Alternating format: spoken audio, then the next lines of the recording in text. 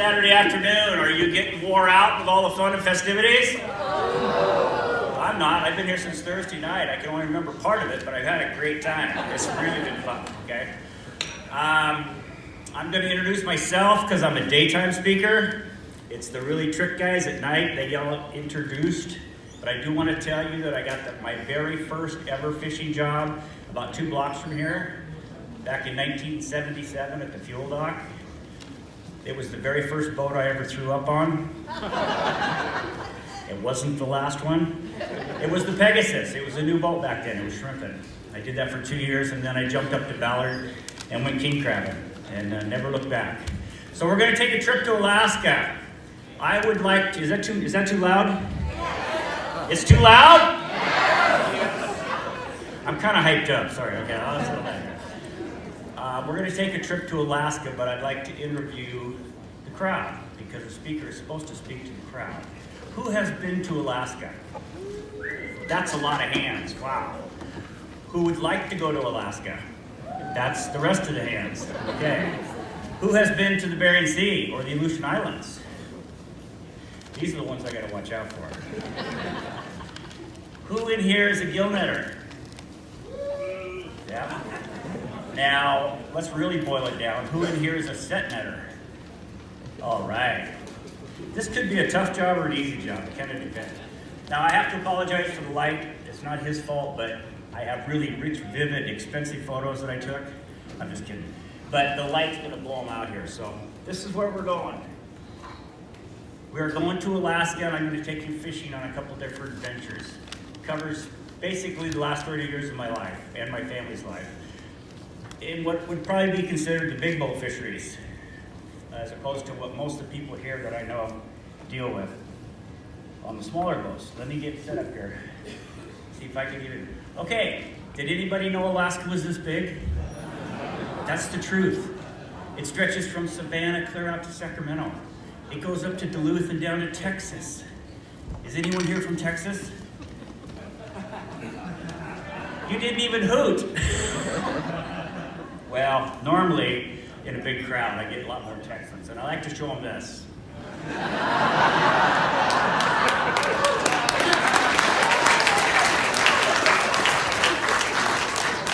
Now, there's a friendly rivalry between those two states. Who has the most oil? Who's the biggest? Blah, blah, blah. So all you have to do is get that new T-shirt that's come out, and you can tell any Texan, or send it to them for Christmas. It'll really be a lot of fun. Okay, I had to get the globe turned on its side and panned over to get you an idea how far away the Bering Sea is. We are going to the Bering Sea. The Bering Sea is north of the Aleutian Islands. Somebody turned off lights back there. Find that guy and have him turn that light off. That would be wonderful. You did that? I didn't do that. Oh, okay. I'm going to ask you a trick question. It's not a trick question, but it's a tough one, really. And I wrote a book, and I'll give away a book to anyone that can answer this. Now, this is going to get loud because this is a full house, and that's cool. You got to yell. And it's not a trick question. It's just round numbers. When I sail out of Seattle, all of the Bering Sea fleet works out of Seattle. Seattle's like home port. When I sail out of Seattle for Dutch Harbor, Alaska, in the Aleutians, how far north do I have to go in miles? 4,800. 200.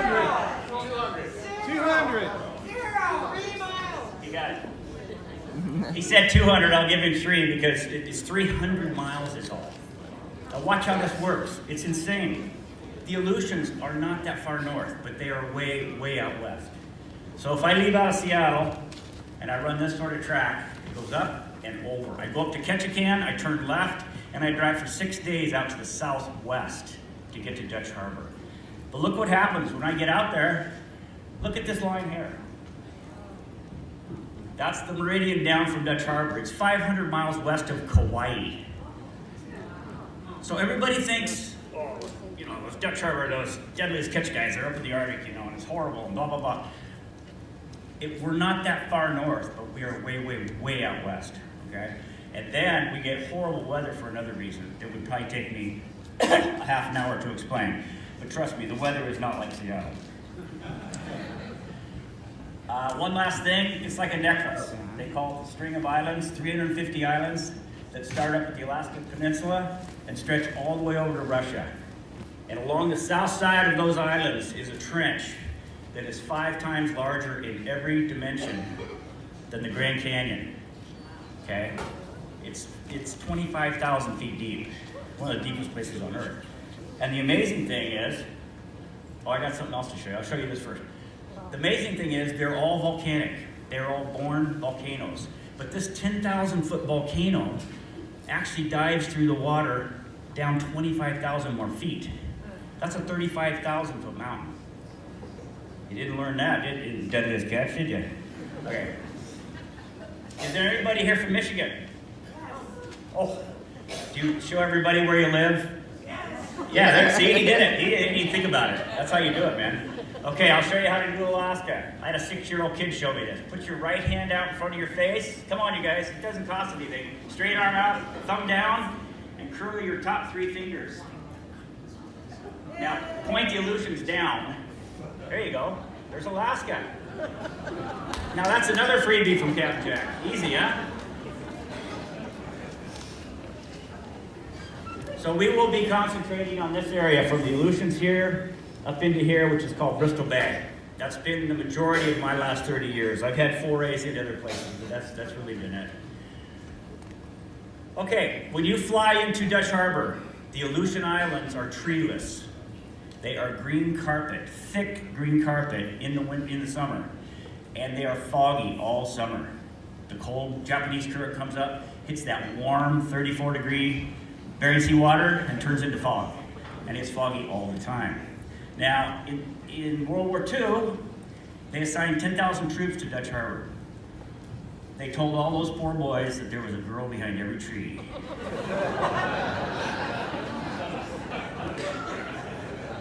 You gotta love it. This is called Nirvana. For me as a photographer, if I spot a chunk of sunshine, I'll stop the truck. Yes! Oh, my day just got better. Thank you. How cool is that? So that really is green. That's an area up above Dutch Harbor they call Nirvana. Now, one of the strange things in nature adapts, right? I believe that. There are no trees, and they're 500 miles west of Hawaii, and there's more eagles there than anywhere in the world. It's more concentrated. The problem for the eagles, it's not a problem, they've adapted. The problem is there's no trees to hang out in or nest in, so they hang out on your boat. They hang out on construction cranes. They hang out on forklifts, or, they're everywhere. They are treated very well, but they live side by side with humans. I'll show you some more about eagles here in a little bit. Oh, that's so nice. Thank you, sir. That's so nice, not having that. Okay, we're gonna get on a boat, and we're gonna go take a couple adventures. This is the boat that I was on from 1980 to 2013. It's a 123-foot Marco. It was built in Ballard. They built 13 of them. They were considered the Cadillac boats.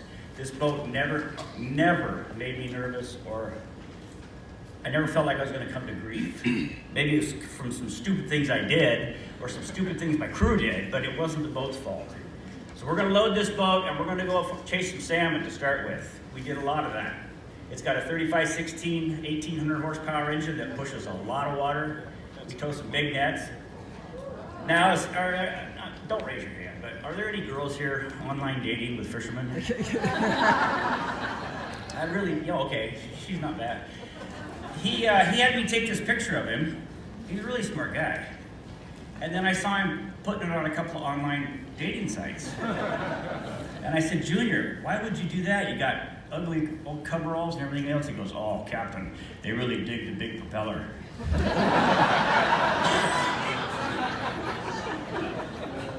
I'm telling you, be careful if you're dating a fisherman. They get some weird ideas. This is kind of a very small shot of the wheelhouse.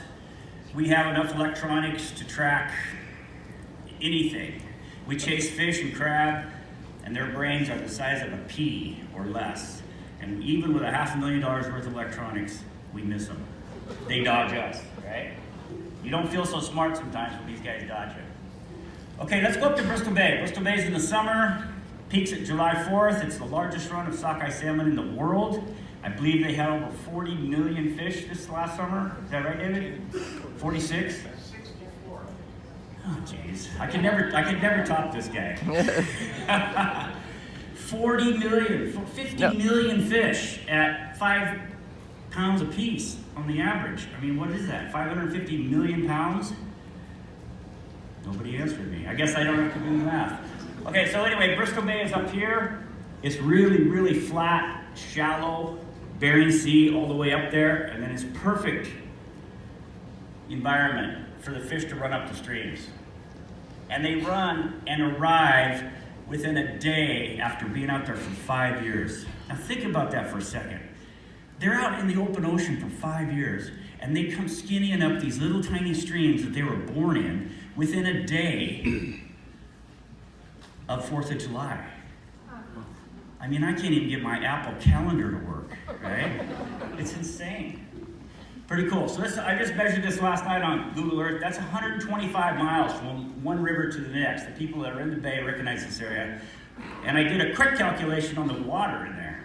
It says there's as much water moving in and out of this bay on these huge tides, 20, 25-foot tides. I sectioned off a piece of the Rockies, 10 miles long. If you took that section of mountain and moved it every 6 hours back and forth, that's how much water's moving up here. It is a force of nature, I'm here to tell you. We cannot go up and take care of these boats without supplying ourselves. So we'll get a $20,000 food order from Costco, we'll have it brought up, everything's gotta get put away. You can see the young guys slamming a Red Bull there. I finally had to outlaw Red Bull on the boat. These guys were abusing it. I mean, they would never fall asleep when it was time to rest, and then they weren't worth anything the next day. So it's up to Joanne. Joanne is here. She's down here. Can you give my wife a hand? She's been a heck of a...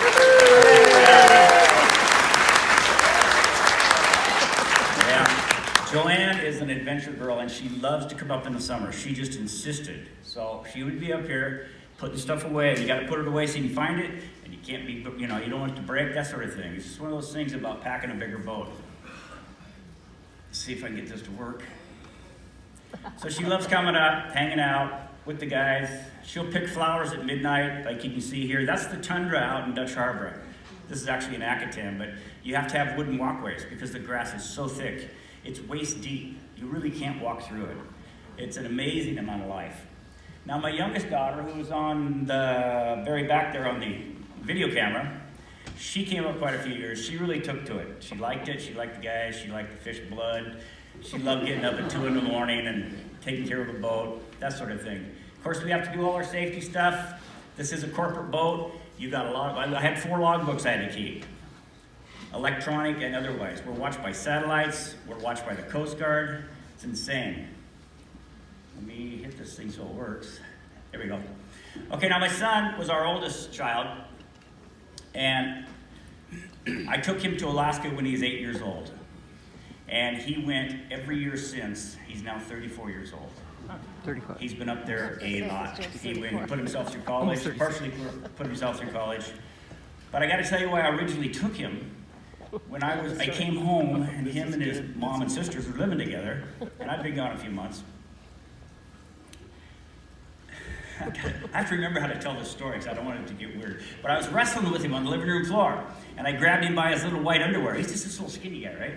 And he says, "Dad, don't grab me by the panties, not by the panties."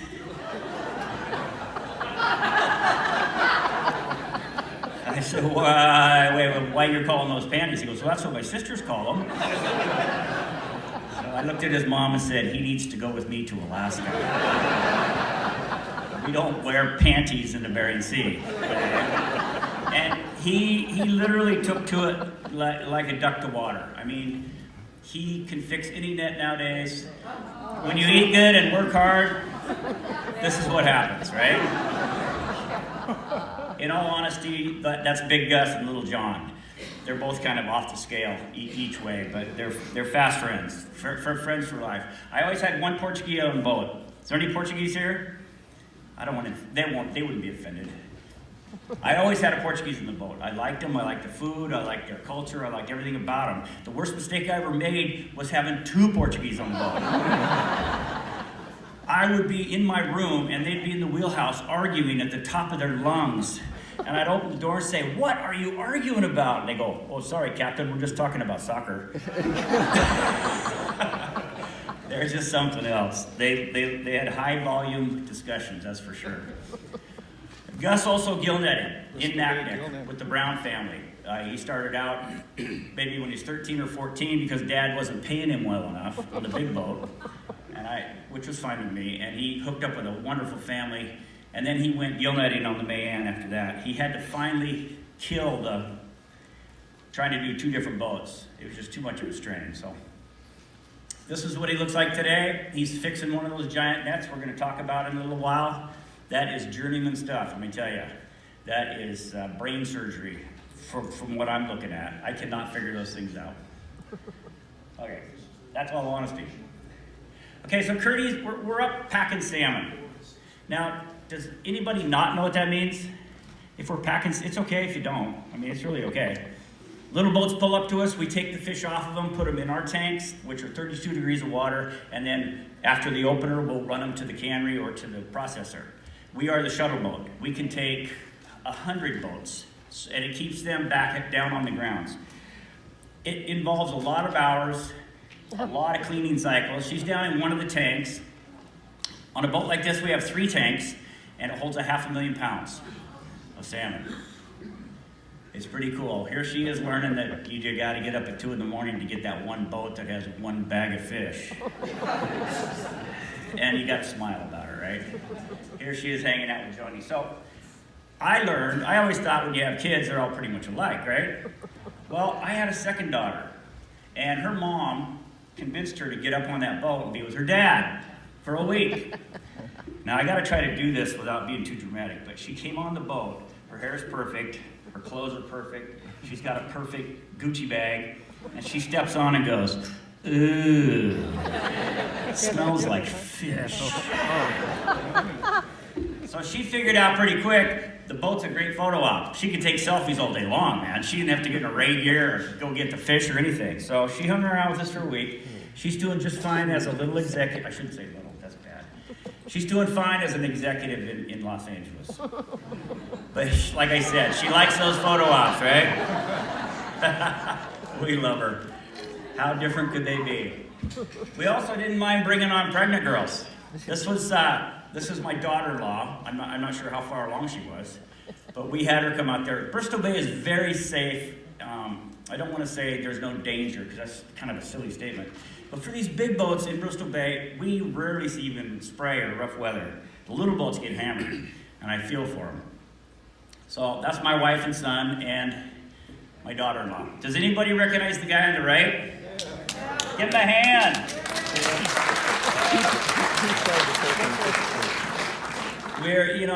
As you get older, you learn to count your blessings. And the Brodericks and ourselves raised our kids in Cannon Beach. We were pretty fast friends. Joanne and Doreen are very good friends.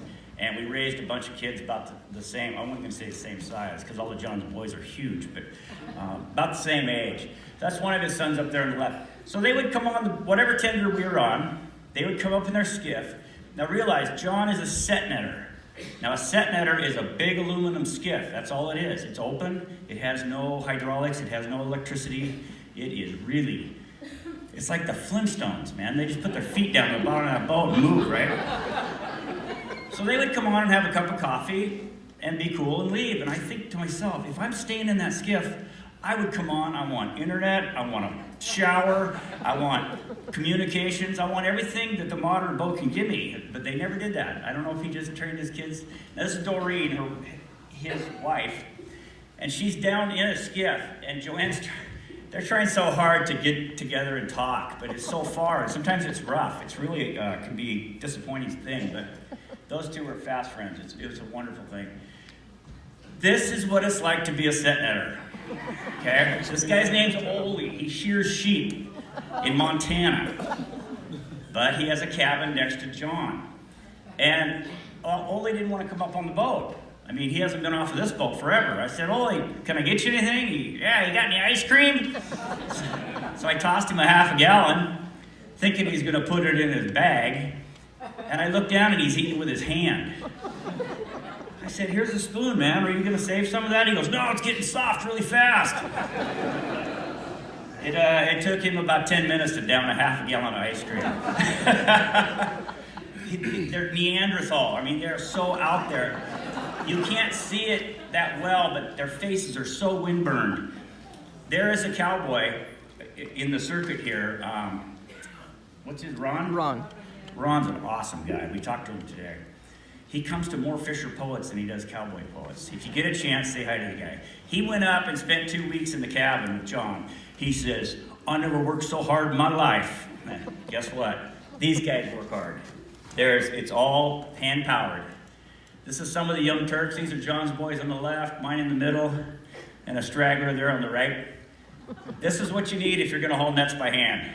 John wrote a hilarious song last night about letting his youngest, Max, become captain. I got to get a recording of it. It's just so good. Okay, we're going to get out of here. Oh no, this is a great story. So one summer, John says, he's in the middle there, he says, hey, how about I take your family up to the cabin? I think we can get in. Well, I should have keyed on what he said, I think we can get in. I didn't know what that meant. Do you have bears or what's going on, right? So they go putzing out of there, and I didn't make this trip. As a captain, I got to stay in the boat. And there's the other brothers there, and they're doing the thing. The net comes up the side of the skiff, they pick the fish out, and the net goes over the side of the skiff. You could probably learn how to do this in a day, okay? So I can just see this. I can hear John. He's such a smooth guy. Hey, Max, jump off the bow there and start pulling the boat. That's pure. You know, they're a long ways from the cabin, right? John's in back, probably just telling a story, singing a song. But the body language on my daughter-in-law is not that. She's outside her comfort zone now. She's not digging this, right? So this is what you end up doing. Come on up to the cabin.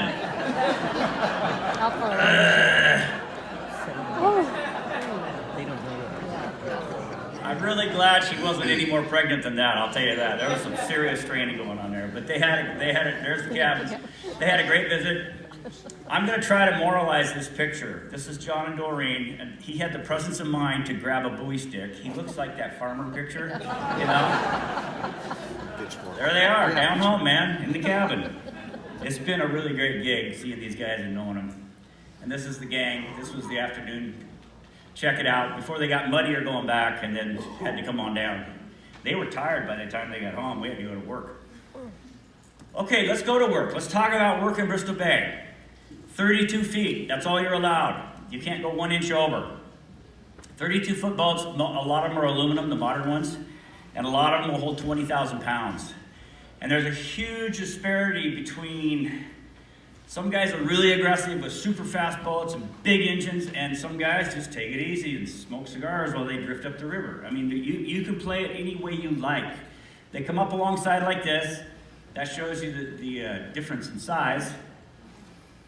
And then, I don't know if this explains it very well, but this is a highline boat down on the south line of the Noosh. This guy would unload 2 bags at a time. A bag is 1,000 pounds. Our crane could lift it easy. So we yanked 2,000 pounds out in a whip. And if he had 20,000 pounds, we'd be done with him in 10 minutes. I think he got 450,000 pounds last year. That's how good this guy is. Anybody that's been a fisherman knows there's always some guy in the fleet that he's just heads and tails above everybody else. And, you know, they're not hiding it or secret or anything else. They're just good. They're born to do it. So we swing these bags onto our boat. We have our great big tanks open. I like to pop them right in. Keeps from losing the scales, that sort of thing. That's 32-degree water. Swing over a couple more, pick up on some rumors, and cut them loose. We made these guys money by being fast. But since you're fast, everybody wants to come to you. And that's what happened here. This is after a closure. They announced, you know, it's going to fish from noon till 6 in the evening. Well, at 6 o'clock, everybody runs in to unload. And we can save them a lot of time, but it still takes time. It's grueling work. It's tiring. It's lots of bad weather. When I talked about those big tides, 20-foot tide, 25-foot tide might kick up a 4 or 5 knot current against the wind. Then you get this situation. This guy has too much fish on board. He can't run into protection to unload. He has to unload out here. The bears get rich, and the bulls get rich, and the pigs go broke, right? That's what happens when you're a greedy fisherman. Don't want to say greedy because the fish sometimes they just come too hard. You just can't help it. But this is what it looks like after a couple days of no sleep. I swear these guys are usually pretty bright-eyed, but they're about 2 weeks into a season, and I know they haven't slept for 50 hours, and I just let them lay down for a half an hour because something broke, they had to get up. So they don't even know that they're alive right now. They're bad. Now, Joanne doesn't go to bed a lot of the time because the radios are on, you gotta be up and monitoring what's going on. So we got a thick enough carpet, she would just hang out down there. And this poor guy, I just couldn't bear to wake him up because all he's doing is putting water on his boat. And the guys on the back deck are all working, and he fell asleep, and the water's spilling over the side, and I thought, I'm just gonna leave him there. He gets a 10-minute nap, you know? It's, that's not an unusual thing in Bristol Bay, to see guys falling asleep almost anywhere. And this is just, what would I call it? This is a hot rod. This is one of those hard-hitting guys, big engines, fast crew. It's an aggressive place. If you get down there on the line where the fish are coming apart, it's a crazy place, I'll tell you what. And that's the payoff. The 500,000 pounds of salmon, they kick us out of Bristol Bay and say, get going. And I go, where do you want me to go? And they say, we're making phone calls, we'll let you know. You know, I might go to King Cove, which is only 1,000 miles away, but I might go clear up to Prince William Sound. We actually sent a boat to Canada a few years ago. Just crazy. Or we might just go right up to the Y, which is right up in Naknek, and offload. We could do 500,000 pounds in an afternoon, everybody gets a little rest. Okay, you following me? I just dawned on me, I had this deja vu thing, it kind of went, you're on stage talking to people. Jeez, Jack. And this is King Cove, where we might run the fish down to. That was more common. King Cove has a huge Peter Pan cannery. Okay, let's get out of Bristol Bay. We're done. Send the family home, everything's cool. My dear wife, she says, well, why don't I just ride down to Dutch Harbor with you? I said, well, okay, I hope it doesn't get rough, you know. So we start hitting these kind of waves. Well, that kind of a wave on a 123-foot boat, they're called square waves. If they hit just right, not, you know, it might be 1 out of 500,000, but if they hit just right, they'll bend the steel. Without fail, every single time I went to the shipyard, every 2 years, they had to replace part of the bow. I kind of got a nickname for it. I said, well, this boat's too light, you know, they should have built it heavier. But waves will hit it and bend the bow. And if you're really unlucky, you'll break out your windows, but I never did do that. So you can see how the boat rises. It dips and rises, dips and rises. Now there's only 3 motions a boat can make. Did you know that? It's only 3. I don't have much light on me, but you can pitch, okay? You can roll, or you can yaw, okay? And then when you get doing all 3, like this, it's pretty simple, really, if it's doing it. Oh, so my how's God. that make you feel? Oh my gosh. I never know what he's going to do. I think my wife wished I never would have taken this picture. Okay, Capt Jack, I got another freebie. I showed you the Alaska thing. This is the kind of stuff we do on big boats because we take these super long wheel watches. We make stuff up, okay? Here we go. If you've ever been seasick, or if you ever think you're gonna be seasick, do not go to the pharmacy. Don't take drugs, don't use wristbands. All that stuff is it's just mush. I can tell you, I've done this hundreds of times. Just eat an apple. Don't have orange juice, don't have coffee, don't have bacon and eggs. If you're going out on a charter, have another apple. And when you get out there and you're not feeling so good, and those apples gotta come up, it tastes just like warm applesauce. It's not bad, let me tell you. In fact, it's so not bad, have another apple to get the taste out of your mouth. I mean, if I should have marketed that 20 years ago, right? Jack's Apples. Anyway, my wife would like you ladies to know it feels exactly like morning sickness. No difference. Except you can't get away from it. Okay, we're gonna come back and go fishing. This boat's designed to be a trawler. I have a couple of questions before we get going on this. Well, let me switch to here. Okay, now, sometimes when I put that up and I'm on a cruise ship or something, people go, ooh, ah! That's a star boat, okay? I call them Hollywood boats. That was a guy that died, Phil. Okay, Joanne and I drove that boat for 90 days. No big deal. But I have a point to make. Do you guys know what they catch on the deadliest catch? Crab. Crab. Obviously, right. Okay, now answer me this. What is the largest body of fish, edible fish, on the planet? Oh man, you guys are really hard. Yes, no, it's pollock. And I usually have to egg them on by saying it's caught in American waters by American captains with American quotas, yada, yada, yada. And yet nobody knows what it is. Okay? The Hollywood boys catch 25 million pounds of crab this year. That was their entire catch for 3 kinds of crab. If you load that on a train, it would stretch for 2.5 miles of pure crab. Sounds like fun. You take the same style boats, you take this boat. No, sorry.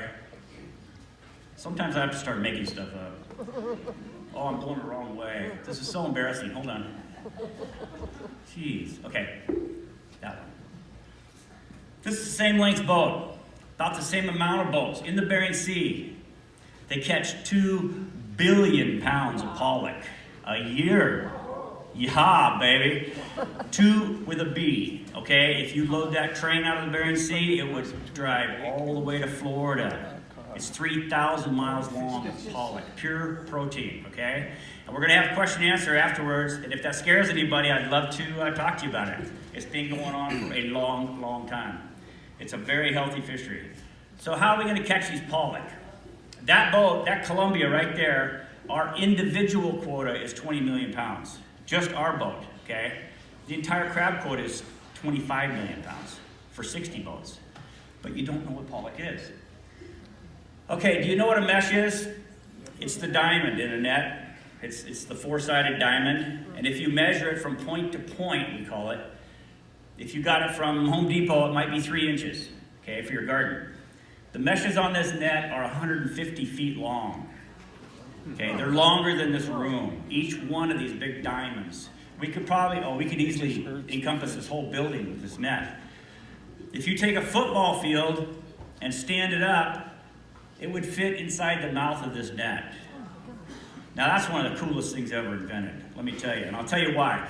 Are you thinking, oh my gosh, with those big meshes, wouldn't the fish just swim out the side? They're big holes, right? Every fish, you're probably gonna look at fish different from now on. Captain Jack's gonna give you another freebie. Every fish has a lateral line on its side. And inside that lateral line, it's full of nerves and sensors and all kinds of cosmic stuff that we don't really understand yet. And that's how they navigate underwater. So let's say this big room like this started coming over us and we're pollock. I would know something's out there. I wouldn't like it, so I'd start coming in, like you're avoiding a predator. And they just keep coming in, and they feel, well, I don't know how they feel. I haven't asked them about their emotions, but they like to get together when they're scared. So they come together, and we mow them down, just like that. It's the most amazing thing. Midwater nets are used all over the world, but they're most effective in the Bering Sea. This is what those giant meshes look like. Each one of those strings stretches 150 feet to the next knot. And when one of them comes up broken for whatever reason, you gotta have it together to get the thing back together. If you tie it through the other meshes, it's just gonna break on the way back out. Now my son Gus is a master, I'm not just saying that. I mean, he's been doing it since he's 8 years old. That's him right there, I think. Yeah, he's up there in the top. And this is what it looks like going off the back net reel. You can see the meshes way out there. It's gonna pop open, we're gonna hit the fish. Now I have a fish finding machine, I have a bunch of them. But I know, from what this is telling me over here, what that school is. I know how big those fish are. You see this graph right here? These fish are 28 to 32 inches long. They're perfect. They're adult pollock. And then another number, which isn't there, is telling me that's about 40 fathoms of fish. It's only going to take me 10 or 15 minutes to fill up my net with this stuff. I have to be careful. That's some pretty dynamic fishing right there. And that's what it looks like when it comes up and they pop that bag. We bring up 100 to 150 ton bags, pull those zippers, and the fish just come out of there like madmen. And it's pure pollock. Everything's accounted for. We have observers on board. Everything goes in the tank. Nothing gets tossed, and it all gets accounted for at the plant. Okay, this is a quick little minute and a half on a haul back. I want to show you what it looks like, what these big meshes look like coming up. Excuse me. As you can see, it's a pretty stressful job. He's got his coffee. Those weight chains hold the bottom corners open. They're just big ships, and then those doors right there hold the net open this way.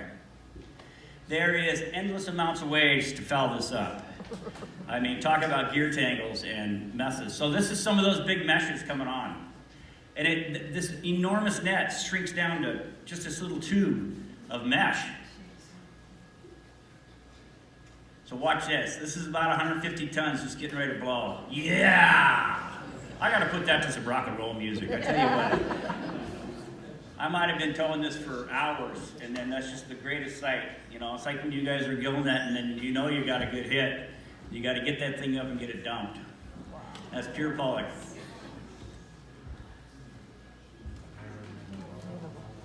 I think it's going to keep, yeah, it keeps running. There's some indicators on this bag that tell me how full this bag is, so I don't over tow or under tow. I set them at 30 tons. 30 tons, bang, I get an indication. 60 tons, bang, I get an indication. So we're dialed in on catching the right amount of fish. We don't overcatch, we try not to undercatch, but it's still a sight. In fact, this 64-year-old Portuguese, he does the happy dance every time we get a big bag. So fun. He's too much, I'll tell you what. Now we've got to put this fish down into tanks that have water in it, 32-degree water. But we have to pump out the water to get the fish in. But if we pump the water out too fast, we're going to get our tanks slack, they're called. And you don't want slack tanks. You want your tanks firm. So you got to be really savvy. You and the engineer, you got to be playing the same game and have your head about yourself so that you can get that fish down as fast as you can, but not endanger yourself or the crew. Boats have rolled over from these great big bags up on deck, and then they don't get any water in their tanks because something went wrong. So I just took a walk all the way back there. That's longer than the boat. That right there is probably a 140-foot bag. It's one of the coolest things on earth, I'll tell you. So anyway, now, I think we have some music here. We can do a sound check. Here we go. All right, Tony!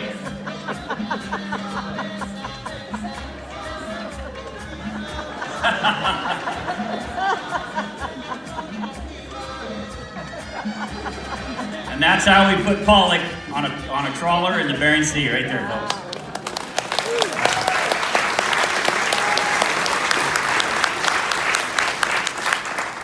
Man, I'm glad that music worked. It didn't work yesterday, and I was just dying because I knew you had a little dancing gig there. He was one of the funnest guys. We finally had to retire him at 65. He's working on deck his whole life, since 3rd grade. Wow. You know, when he quit school. So when the boys are happy, they'll run out on a bag like this because the fish, if we're fishing from the deep, they're inflated with air. And that's what it looks like from another boat. That's what our bag looks like going up our stern. We just take different bites, maybe 30, 40 tons at a time. Dump in the tank, dump in the tank. We can haul and dump in an hour and set it back out. We only need 2 tows to fill up the boat. It's really cool. All right. We have lots of people been to Alaska. Who's been to Alaska in the winter? Much less hands. Okay. Well, we all know that Alaska is a cold place. The Bering Sea is extremely cold because Siberia is right there. Siberia has some of the densest, coldest air on Earth, and it leaks out over the 34-degree water in the Bering Sea, and the storms are born. And these storms carry a lot of ice, a lot of cold, just a lot of wicked viciousness. Let's talk about waves for a minute, and then I'm going to move on to some ice things. What was the name of that movie? Perfect Storm. Did you guys see it? I hated that movie. Made us all look like drunks, like all our boats weren't taken care of. We went way offshore and ignored all our friends, ignored the weatherman, went farther out, tried to be tough, then we died. They wrote a book about it and made a movie, and my insurance rates went up. Okay? Why can't I make a movie? Okay, so this is only a friend of mine on a 160-footer destination. You can climb a big wave if your boat is not burdened. If it's buoyant and up and running, and you don't go too hard on it, you can climb. The problem is, in the Bering Sea, the waves are really steep and they're really close together. So as you crest over the top and you go, oh, we got this one made, there's a hole in the ocean made by that last wave. And it's a dark black hole, okay? Now, Ole's wheelhouse is 35 feet above the water. He's stuffing his bow into about a 40-foot wave there. And he's really lucky he didn't knock out his windows or peel his, what we call the brow, the roof back. You can peel the roof back, no problem. That is taking a big chance right there for no reason. I get asked, I'm not even going to go into this, I got to check my time. Oh, 15 minutes, okay. I get asked all the time, you know, when you're a fisherman, you're calling people, go, wow, what's the biggest wave you've ever seen? My usual answer is, I don't know, I had my eyes closed. Okay? But do you ever have to go help somebody? Do you ever rescue anybody? Of course, there's not a fisherman up there that hasn't. We're running some pretty complex machines in some pretty dirty area for, I mean, it's a convoluted place to make a living. And so you get in trouble. But it always looks like this. It's not a nice sunny afternoon when the guy's in trouble. He calls you and you gotta get out of your jammies and get into your, and go find this guy. And this was one of the guys here. Oh, I wrote a book. Did I tell you I wrote a book? It's in the book, this chapter. It's pretty good. I'm not gonna tell you how it ends. And this guy, we didn't really want to help this guy. That's in the book too. And it's only because he's been a dirty player for 20, 25 years. As long as we've known him. He'd stab you in the back for a nickel. And then he gets in trouble. Now he calls you for help. Now he's so deep in trouble that you may end up risking your own boat and your own crew to save his sorry backside. So that's all in the book too. Okay, 10 degrees out, blowing 60. The Alaska Peninsula can be brutal. When you get a low down in the Pacific and a high up in the Bering Sea, this is what you end up getting. This was this kid's first year on the boat. He was a carpenter. He wasn't so sure he wanted to be there. Is he still doing it? But he had to smile because I went out and the captain says, smile. He's going to smile. He didn't feel like it. That's what it's like. Now here's Gus knocking down a piece of ice. You can see how thick this stuff is. You have to get the weight off these boats. You cannot ignore it. Too many boats have gone down because you get lethargic and you think, oh no, we can't do it, we better wait. And it builds and builds and builds. You don't have antennas. You don't have any way to signal people. You come entombed in ice and roll over. It's not a fantasy story. You have to manage the ice. Oh, look, I wrote a book. Dang, that keeps coming up. Actually, that's a good one. That's Gus. He got to be on the cover. Okay, here we go. A little ditty that my lovely daughter made. Turn it up.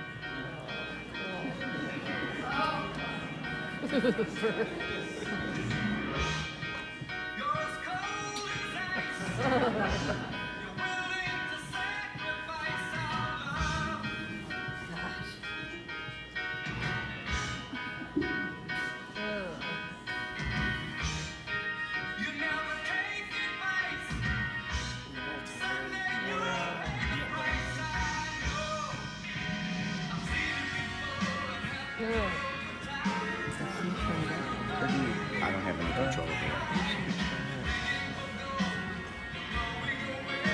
It's actually coming from up on top. Oh, they can't.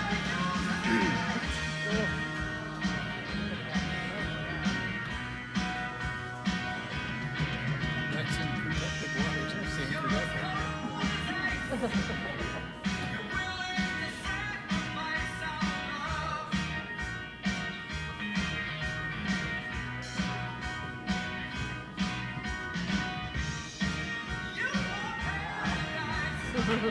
I'd like to thank Curdy for that one, my daughter.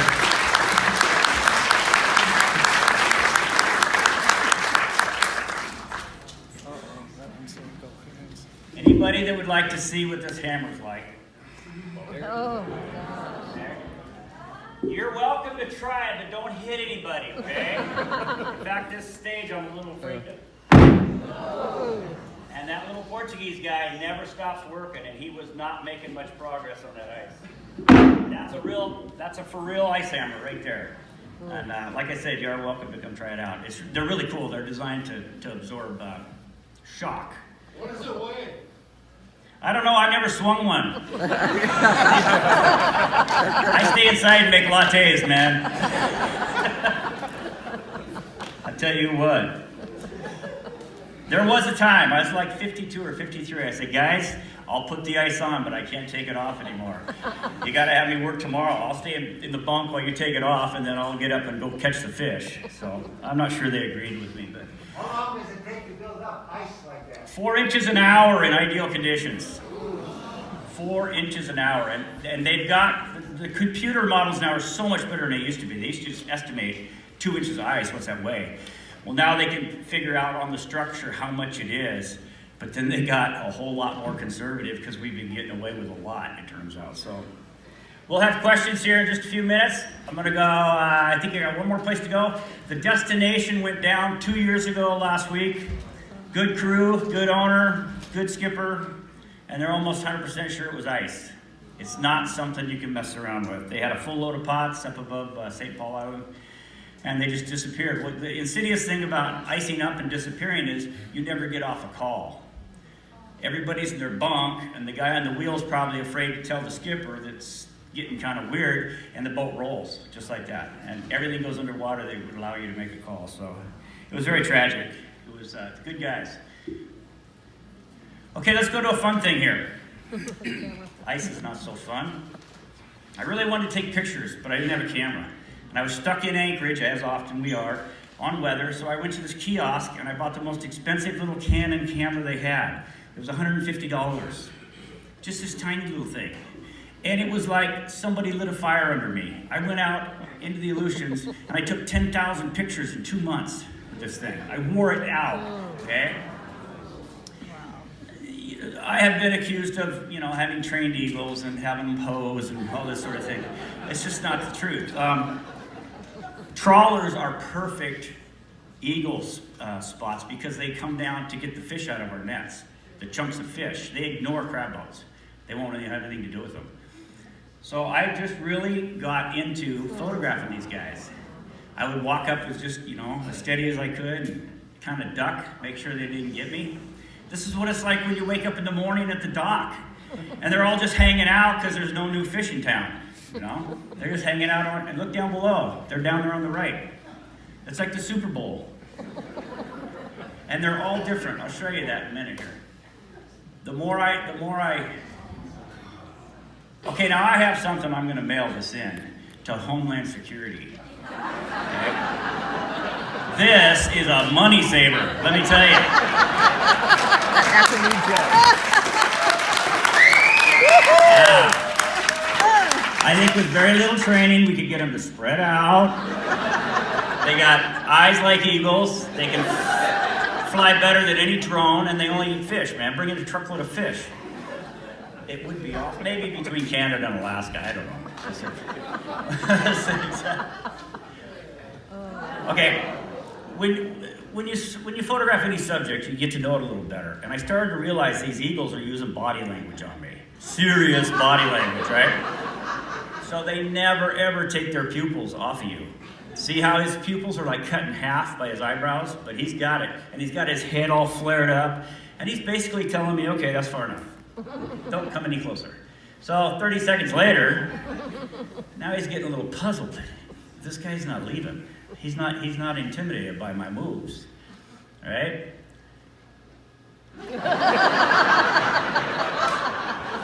So now he looks like Doc from Back to the Future. This just isn't working, man. And then he just has a full-on meltdown. I think he's from the 60s, I don't know. Yeah. They're so funny. They do the most childish things. And I even think they get embarrassed if they blow a landing or something. They're eagles, right? They're totally proud.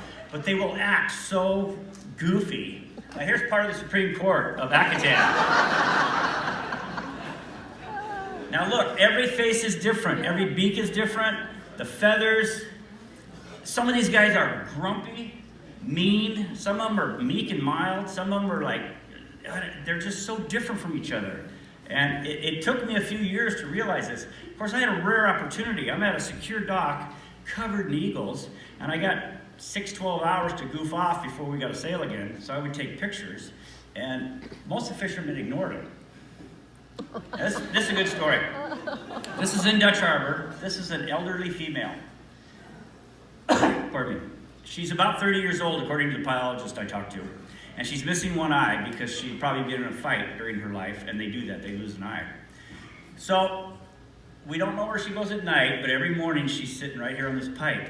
And over here on the right, you can see those guys. They're stretching out these giant midwater nets to repair them, and they have fish in them. So they toss her fish. This is her retirement home. She never goes anywhere else. The guys never bother her. It's just really a cool thing. She's got a good life. Her feathers are a little disheveled. I mean, you know, she's older, so I get a call. I gotta get some water for this one. This is pretty funny. So I get a call from Germany. And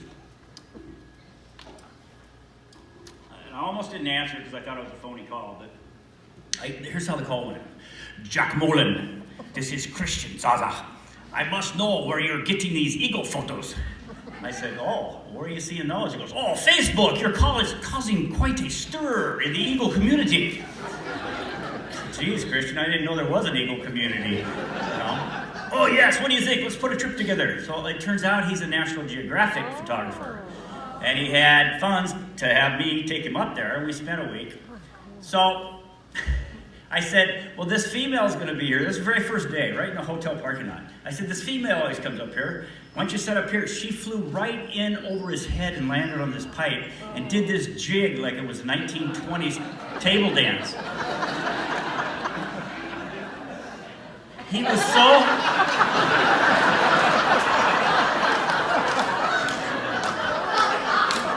Christian was so flabbergasted. When you say, you know, jaw dropping, his jaw is hanging open, right? He could not believe it. And this was our first morning in Dutch Harbor. So, just to show you the setup, we're off to the side of the Safeway, and that girl gets out, who I happen to know. And she goes, Jack, are you photographing eagles? What are you doing that for? People in Dutch Harbor don't do that. It's not against the law or anything. It's just like, and Christian was just, he was so beside himself.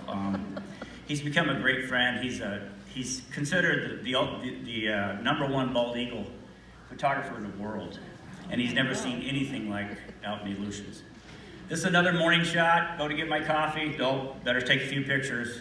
These guys are just hanging out. Pretty amazing, isn't it? To think that 500 miles west of Hawaii, with no trees, is where the most eagles are. Now, come on, how do you make that stuff up? If an eagle blows a landing, they usually, I've watched them many times, they will instantly know where to swim to. And they swim with their wings and their feet, and they keep their head above water, and they swim about the same speed as a human. And this would be 34-degree water and about a 25-degree day. Climb up on a snowy beach, find a rock, put his wings out, and stay like that for hours. Do you know, we wouldn't even survive the water, right? And shake it off and fly away. They're unbelievably tough birds. I have a lot of fun. You can tell I have a lot of fun with them. That looks like one of those wood carvings on in your backyard. Are there any veterans here? If you'd like, find me, I'll give you my card. I'd be glad to give you this photo. I've given it away to thousands of guys and women. It's hanging in veterans halls. It's everywhere. But I'm glad to give it. I know the flag's all beat up. That just happens up there. You cannot change a flag once a week in the Aleutians. It's bad. Oh, this guy's kind of goofy. I had kind of a naughty saying about him, but I'm not going to. I'll just keep going. Okay. This one I couldn't get to quit praying, right? That's a female. And I would call her, and she just kept her head down. I think she had some serious concerns, man. She was praying. And then sometimes you get the vibe they don't want you to photograph them, right? That poor guy. You're okay. Am I okay? Now, I have to tell you, if I didn't have my wife, I would lose it. Okay, and then you can take it for a walk. And that's what it looks like when they land. That's my foot.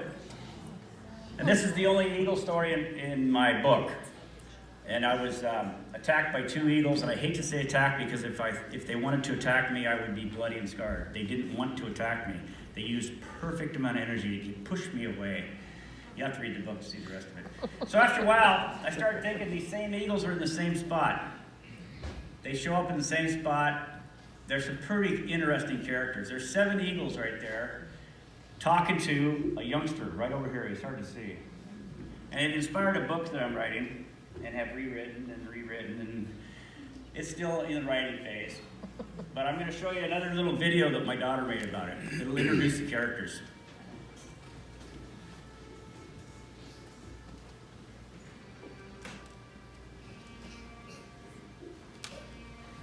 Can they turn the music up?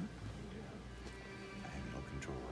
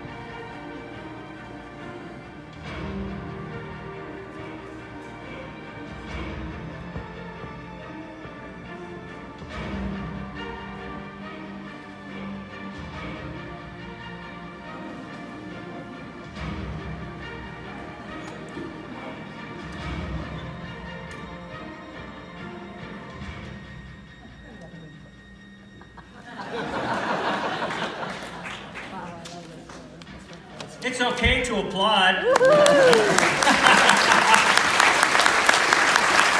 Thank you. Your reaction inspires me to go home and finish writing this darn book. It's just on and on and on. I have a great editor, and she's a great writing coach. Okay, we're going to wrap this up with the last thing we did. This is the Norseman 2, 108-foot Marco that they converted to a charter yacht that is ice capable. It sleeps 30 people. They took all the crab tanks, put private staterooms down there, private bathrooms. It's bad to the bone. It's a really nice rig. It's fun to drive.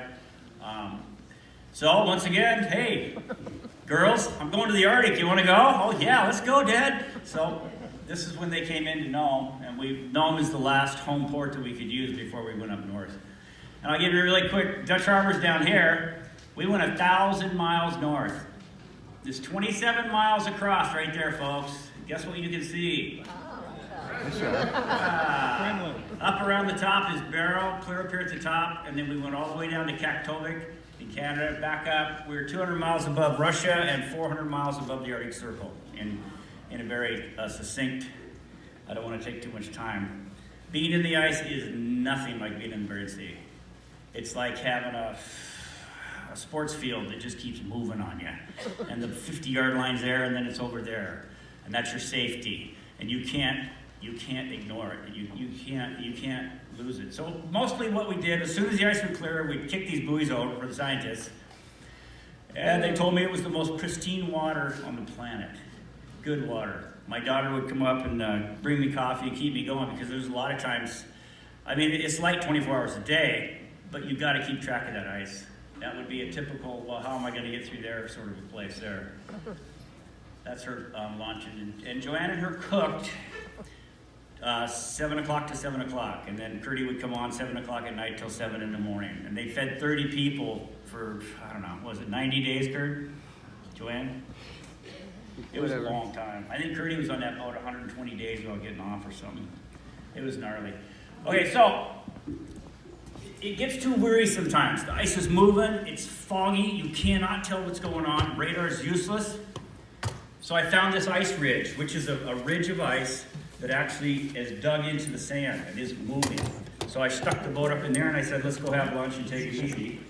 And I did. And when I came back, nobody had been in the wheelhouse. But somebody had been down the side of my boat. Okay? There he is. Nanook, which is Yupik for polar bear, he hung around all day. It was a wonderful day. The sun came out. We only had to stay right there, and he just hung around. And I finally asked one of the leading experts, I said, why is this bear just hanging around? He goes, well, your wife has a prime rib in the oven. They have the best smeller in the Arctic. They can smell a seal at 10 miles. So, and then behind Curdy's cuter than heck, I know, but behind her, what do you think that is? Yep, there they are. This was the main part of our mission, was to track these guys, tag them. It was one of my funnest things. I see the little tiny teeth there, little tiny toofs. I think he's about a 3-year-old because they don't start until they're 2, and they grow until they die. We came across up to 10,000 animals in one place, and they're packed in tighter than this because they're so social. They just love it. You know, they love being together. So that's about a 24-year-old pup. And they ride on their mom's back until they're 2 years old. The problem is, Junior's only 1 year and 10 months, and he's 900 pounds. Look at his poor mom. Jeez.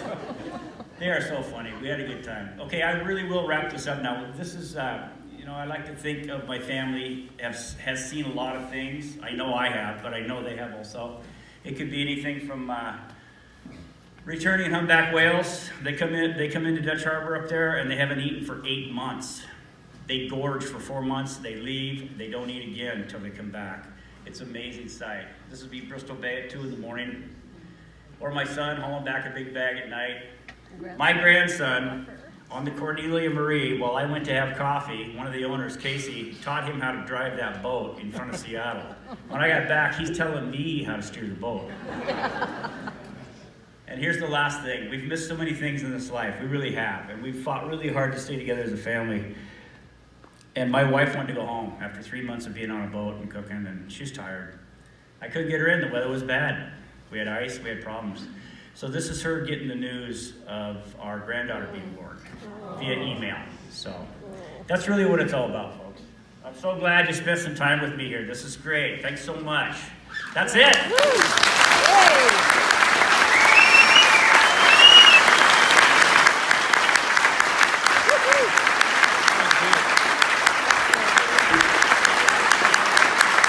Thank you. That was a lot of fun.